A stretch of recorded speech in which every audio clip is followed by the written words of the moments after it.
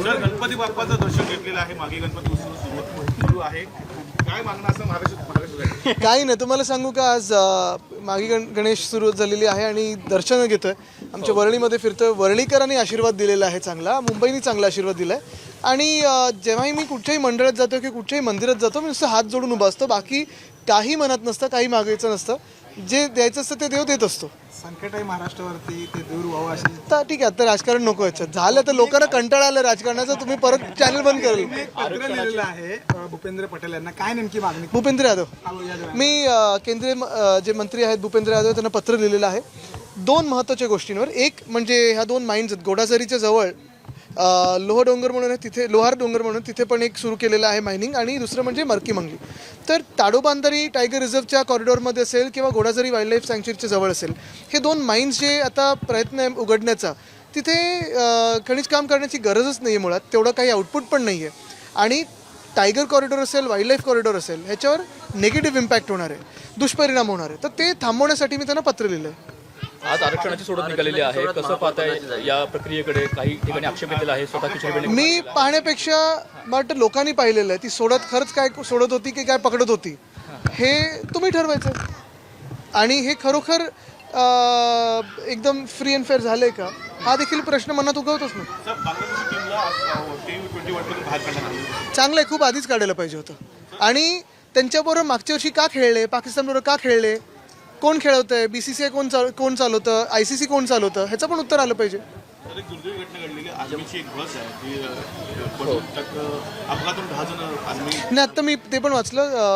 एकदमच दुर्दैवी आहे. आणि खरोखर त्याच्यातून कोणी म्हणजे सगळे वाचावे हीच अपेक्षा आहे. पण आता तेवढी जी घटना घडलेली आहे दुर्दैवी आहे पूर्ण. कल्याण डोंबिवलीमध्ये मनसे आणि शिंदे गटाची युती झाली. मला वाटतं अजून चित्र पूर्ण स्पष्ट होईल पुढच्या काही दिवसांमध्ये, तरच आम्ही बोलू शकतो. उद्या बाळासाहेबांची जयंती आहे. तुमच्यावर मनसेनी निवडणूक लढवली होती आणि अचानक त्यांना पाठिंबा देणं, तुमचे नेतेही म्हणतात, राजू पटेलही बोलतात. बघा, मी काही आता बोलणार नाही. सगळं स्पष्ट होतं, मग त्याच्यावर बोलू. उद्या बाळासाहेबांची जयंती आहे, उद्या बाळासाहेबांची जयंती आहे. तुमची अशी कोणती स्पेशल आठवण आहे की जी काहीशी गुपित आहे पण तुम्हाला? नाही, आता गुपित आठवण म्हणजे असं काही नाही आहे. पण अनेक आठवणी आहेत, अगदी क्रिकेट मॅच एकत्र बघण्यापासून सगळं काही. तर सुप्रीम कोर्टात तारीख पे तारीख पुन्हा आता काय की ज्या देशामध्ये एखाद्या कोणालाही न्याय मिळायला एवढी दिरंगाई होत असेल, तर खरोखर न्याय प्रक्रिया आहे का, न्याय मिळू शकतो का आपल्या देशामध्ये? आणि असं जर एका पक्षासोबत होत असेल, तर हे जे काही आपण बोलतो ना की FDI येणार किंवा जागतिक गुंतवणूक येणार, ते पण हे बघत असतील ना की आमच्या देशामध्ये जर न्याय मिळायला एवढा उशीर होत असेल, तर खरोखर कोणी ह्या देशामध्ये गुंतवणूक वगैरे येईल का, किंवा राजकारणात कोणी पुढे येईल का, हे एक आहे. दुसरी गोष्ट म्हणजे तरीही अजून सुप्रीम कोर्टाकडून अपेक्षा आहे असं बोलावं लागतं आदरपूर्वक. आणि ती असेल आता कधी मिळेल, 2029-30 साली बघू.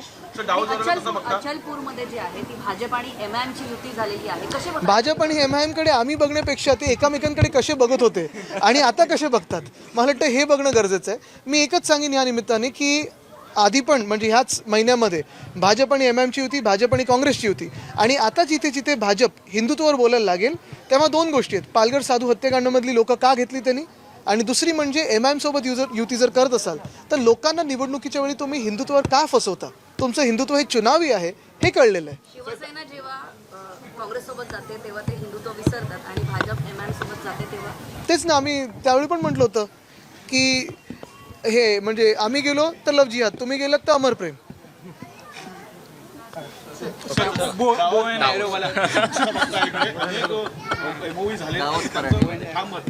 चांगले MOU करावेत, गुंतवणूक आणावीत. पण मी एवढंच सांगेन की तिथे ना गेल्यानंतर अनेक असे वेगळे फोरम्स असतात, तिथे जाऊन मुख्यमंत्री महोदयांनी चर्चा केली पाहिजे, लोकांच्या भेटीगाठी घेतल्या पाहिजेत. ते त्यांच्याच 5 किलोमीटरच्या परिसरात राहतात, त्यांच्याबरोबर भेटीगाठी करून काहीच अर्थ नाही. तर तुम्ही घरी पण बोलू शकता वर्षा बंगल्यावर. तिथे चांगले आपले इंडियन डेलिगेशनची भेटलंच पाहिजे तुम्ही. पण जागतिक स्तरावर जेव्हा तुम्ही जाता तेव्हा तुम्ही भारताला जागतिक स्तरावर रिप्रेझेंट करता, आणि तशी तिथे भेटीगाठी तुमच्या झाल्या पाहिजेत, ही अपेक्षा आहे. स्टेट इलेक्शन कमीशन की आज लॉटरी निकली और उसमें जो कैटेगरी है वो डिसाइड की, क्या लगता है देखो ये लॉटरी थी कि फिक्स कुछ था, ये मुझे लगता है कि CM साहब को भी शायद क्वेश्चन होगा मन में, क्योंकि KDMC से BJP ही बाहर हो गई है. तो ये फिक्स था कि लॉटरी थी, असल में क्या फ्री एंड फेयर था, ये भी एक सवाल जानने जैसा है। तो मुझे लगता है कि इस पे हमने तो आक्षेप लिया ही है और आगे की कुछ दिनों में पता चलेगा। सर, बांग्लादेश जो है वो अब T20 वर्ल्ड कप से बाहर हो चुकी है पूरी तरह से, वो अब T20 वर्ल्ड कप नहीं खेलेगी, क्या कहेंगे? ये पहले ही होना चाहिए था, क्योंकि बांग्लादेश और पाकिस्तान आपको पता है हमारे देश में आतंक फैलाते हुए, अगर हम उनके साथ खेलने की चाह भी करते हैं तो भी गलत है। एक तरफ हमारे जवानों पे हमले होते जा रहे हैं, हमारे देश पे हमले होते जा रहे हैं, बांग्लादेश में हिंदुओं पे अत्याचार हो रहा है, लेकिन यहाँ ICC और BCCI को उनके साथ क्रिकेट खेलना है। तो ICC कौन चलाता है? क्यों नहीं ICC ने पहले ही इस पर कोई कार्रवाई की थी? तो जयशाह ने इस पे सोचा था कि नहीं सोचा था कि वो सब चलता है वहाँ? KDMC में शिवसेना और मनसे का अलायंस हुआ है। शाह सेना है, शिवसेना नहीं है। हाँ, और मनसे का- उस पर मैं बाद में बात करूंगा, अभी पूरा चित्र है वो स्पष्ट होना बाकी है। जम्मू में जवानों से भरी हुई बस जो है खाई में गिर गई, जिसके चलते 10 जवान शहीद हो गए हैं। 10 जवान शहीद हो गए हैं और बहुत ही दुर्भाग्यपूर्ण घटना है। देवेंद्र फडणवीस जी डावोस गए, कुछ लोग विरोध कर रहे हैं कि टूर पे गए, आपका क्या कहना है? नहीं, टूर पे जाने की कोई आपत्ति नहीं है, कोई तकलीफ नहीं है, लेकिन यही है कि खर्चा कौन कर रहा है, यही है। और दूसरी बात मैं यही कहूँगा, देखो मुझे इस पे ज़्यादा कुछ बात नहीं करनी है, वो पूरा मैं दौरा देख के ही बात करूँगा, लेकिन एक ही है, मैंने देखा कि बहुत सारी उन्होंने जो MOUs किए हैं लोकल कंपनीज़ के साथ है, जो वो जहाँ रहते हैं उनके 5 किलोमीटर के परिसर में ही वो रहते हैं, तो यहाँ भी कर सकते थे।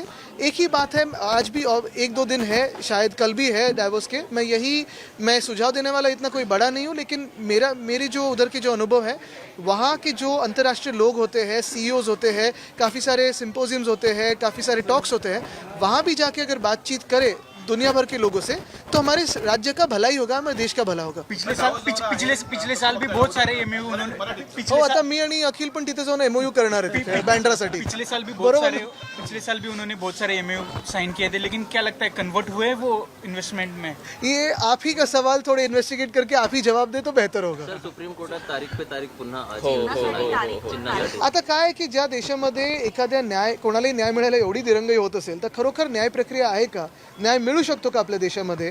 आणि असं जर एका पक्षासोबत होत असेल, तर हे जे काही आपण बोलतो ना की FDI येणार किंवा जागतिक गुंतवणूक येणार, ते पण हे बघत असतील ना की आमच्या देशामध्ये जर न्याय मिळायला एवढा उशीर होत असेल, तर खरोखर कोणी ह्या देशामध्ये गुंतवणूक वगैरे येईल का, किंवा राजकारणात कोणी पुढे येईल का, हे एक आहे। दुसरी गोष्ट म्हणजे तरीही अजून सुप्रीम कोर्टाकडून अपेक्षा आहे असं बोलावं लागतं आदरपूर्वक, आणि ती असेल आता कधी मिळेल 2029-30 साली बघू।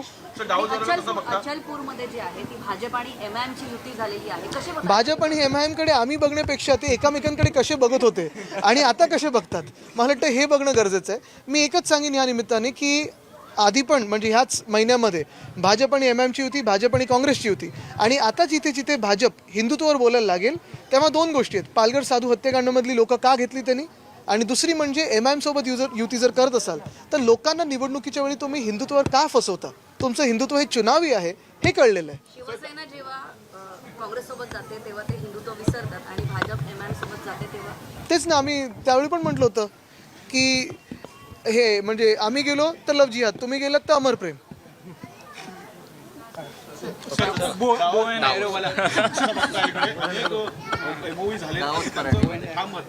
चांगले MOU करावेत, गुंतवणूक आणावीत, पण मी एवढंच सांगेन की तिथे ना गेल्यानंतर अनेक असे वेगळे वेगळे फोरम्स असतात, तिथे जाऊन मुख्यमंत्री महोदयांनी चर्चा केली पाहिजे, लोकांच्या भेटीगाठी घेतल्या पाहिजेत।